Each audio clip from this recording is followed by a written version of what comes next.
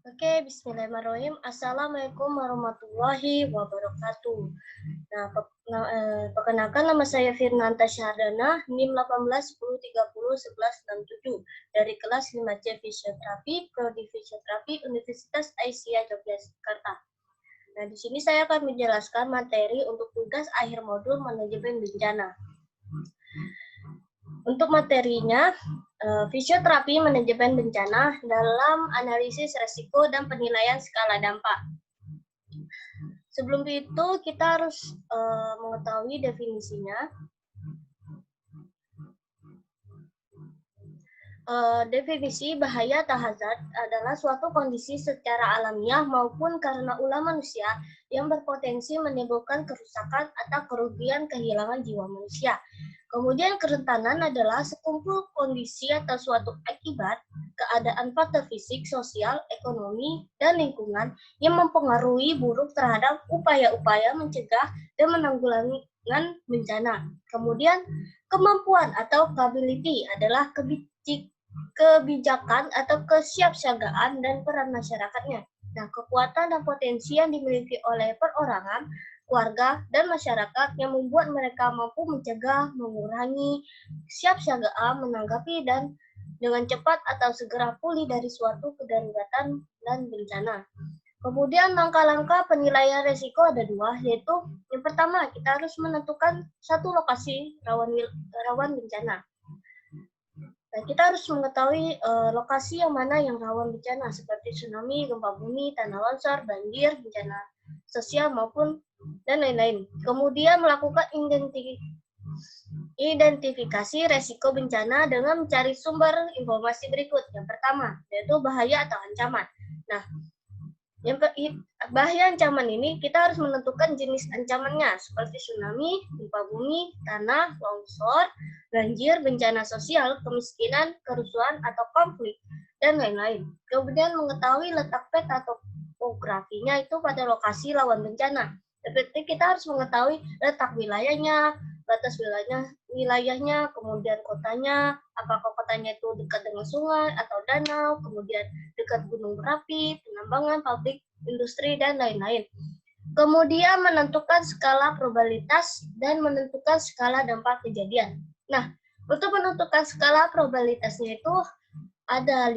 Yang pertama, skala 5 itu sangat pasti, hampir dipastikan 100% terjadi tahun depan atau terjadi setiap tahun. Kemudian 4, hampir pasti 75% sampai 100% terjadi tahun depan atau sekali dalam 10 tahun mendatang. Kemudian skala 3, mungkin 50 sampai 75% itu terjadi tahun depan atau sekitar dalam 50 tahun. Kemudian skala 2-nya itu kemungkinan kecil, sekitar 20 sampai 50% terjadi tahun depan atau sekali dalam 100 tahun. Nah, untuk nilai skala 1-nya itu tidak pasti, sekitar 1 sampai 20% terjadi tahun depan atau sekali dalam lebih dari 100 tahun. Nah, setelah itu kita harus mengetahui skala dampak kejadian. Nah, dampak ini dapat mengetahui kerugian yang ditimbulkan.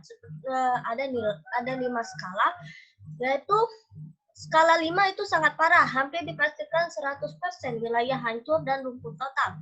Kemudian skala 4 yaitu parah, sekitar 50-75% wilayah hancur dan lumpuh.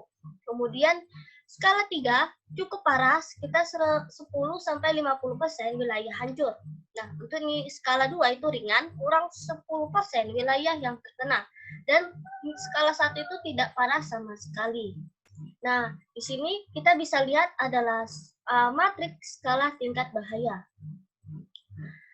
Kita harus mengetahui dampak skala dampaknya dan skala probabilitasnya. Jadi, setelah kita mengetahuinya, kita menggunakan matriks ini. Jadi, kita harus tahu tingkat bahayanya. Untuk warna hijau ini yaitu ringan, tingkat bahayanya ringan, sedangkan untuk yang kuning ini sedang merah itu berat. Udah tuh yang untuk kedua, kita harus mengetahui kerentanan. Nah, kerentanan itu mengetahui atau melengkapi data demografi seperti jumlah penduduknya itu harus diketahui. Kemudian jumlah kelompok rentan seperti bayi, balita, ibu hamil, orang disability, dan lansia. Kemudian kondisi sarana dan prasarana kesehatannya itu udah tersedia apa belum? Seperti ketersediaan rumah sakitnya, puskesmas terdekatnya, jarak dan lokasi rawan bencananya.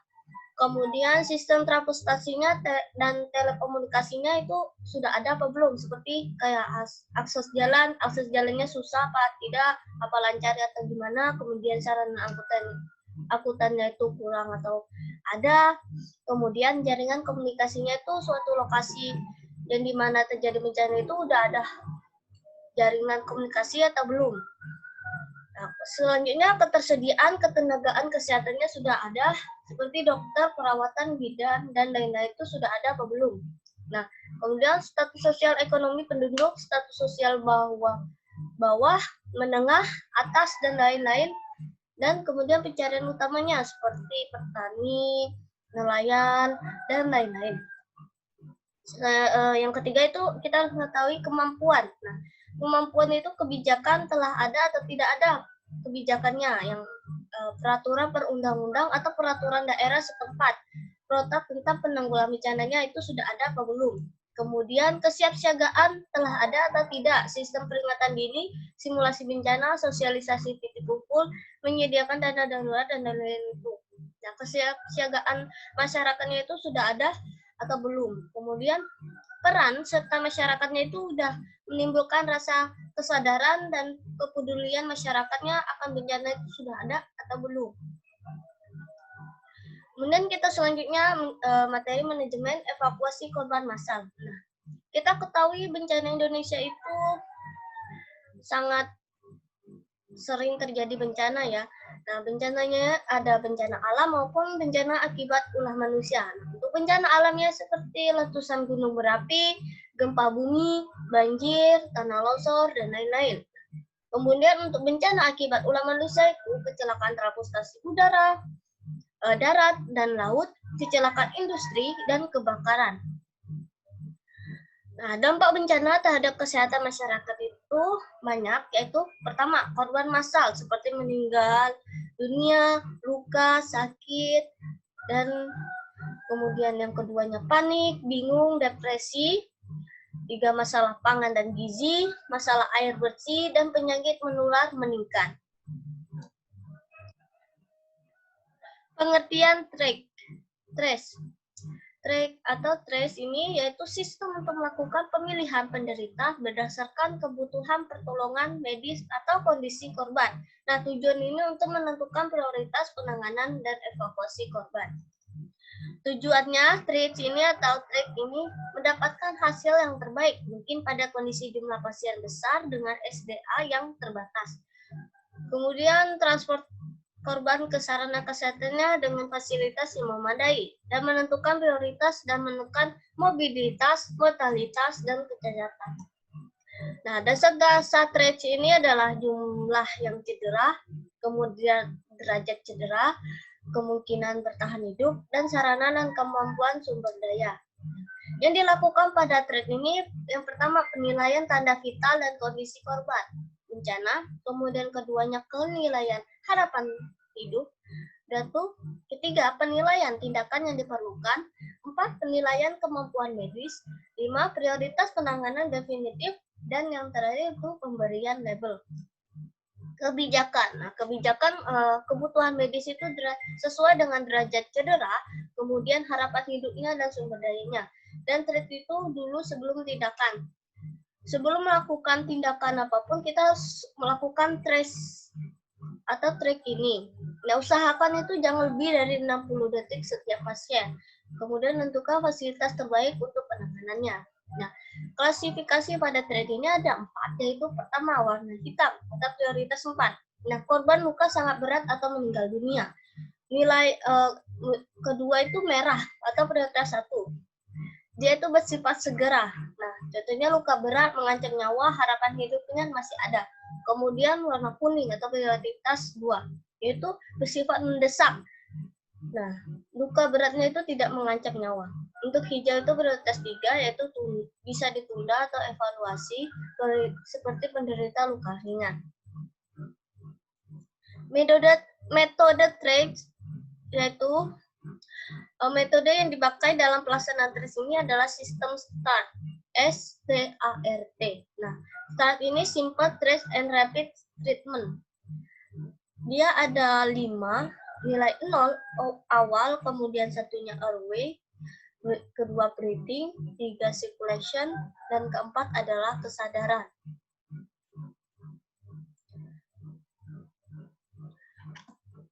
Nah, untuk awalnya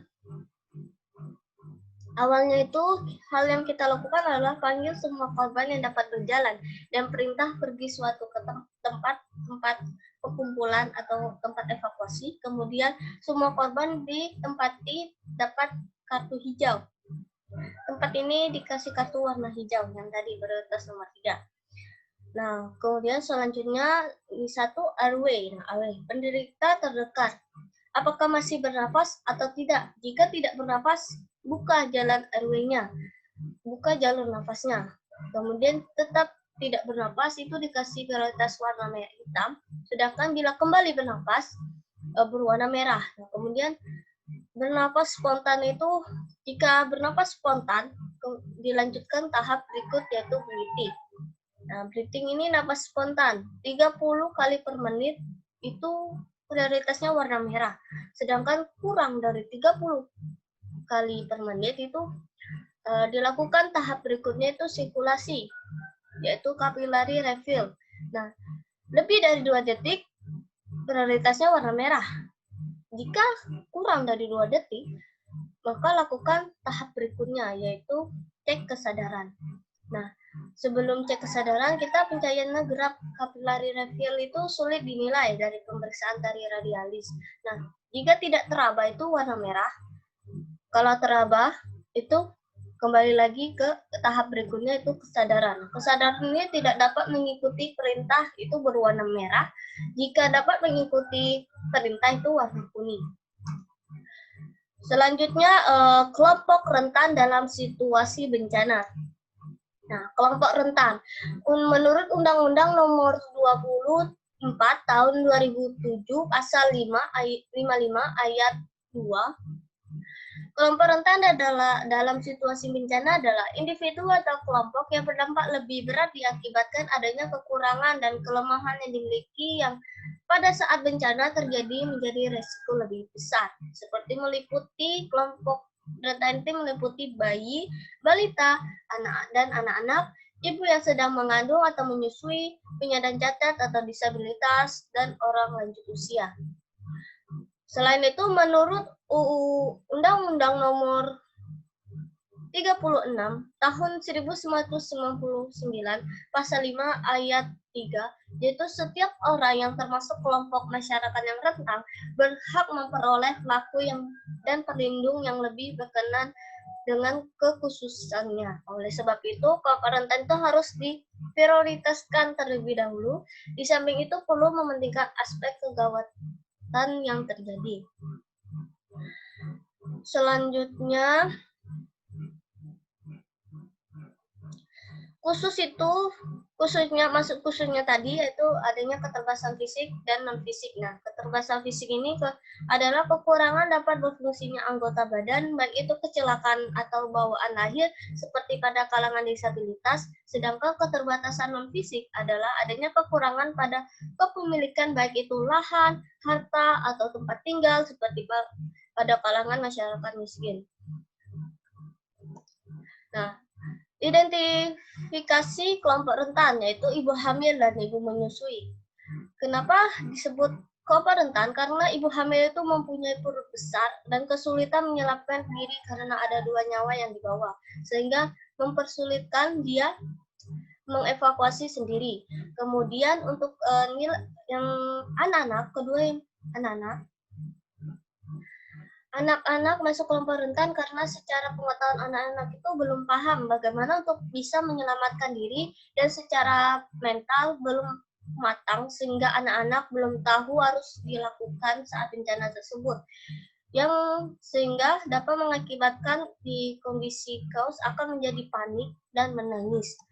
Untuk lansia, nah lansia ini orang yang berusia di atas 60 tahun atau lanjut usia geriatri termasuk kelompok rentan penularan penyakit infeksi, pasalnya penurunan status fungsional organ tubuh bisa memicu penyakit tertentu pada organ terkait. Kemudian ini memperimplikasikan pada kondisi tubuh lansia yang semakin kurang berenergi karena sistem kekebalan tubuh menurun.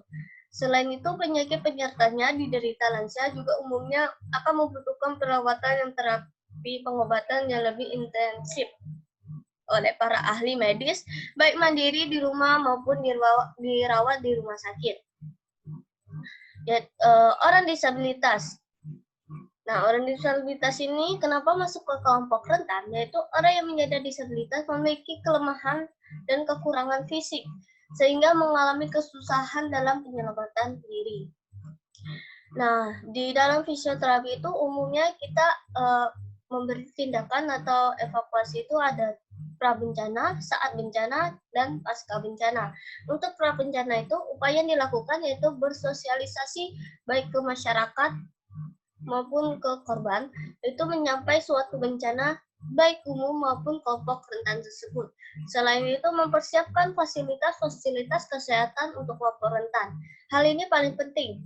Sebelum itu, hal yang paling penting lainnya yaitu adanya pelatihan bagi petugas terutama dalam penanggulangan bencana, baik dalam kesiapsiagaan bencana, jadi lebih mempunyai ilmu, kemudian dan mencari lokasi yang aman untuk lokasi evakuasinya. Untuk saat bencana, yaitu ada proses evakuasi korban,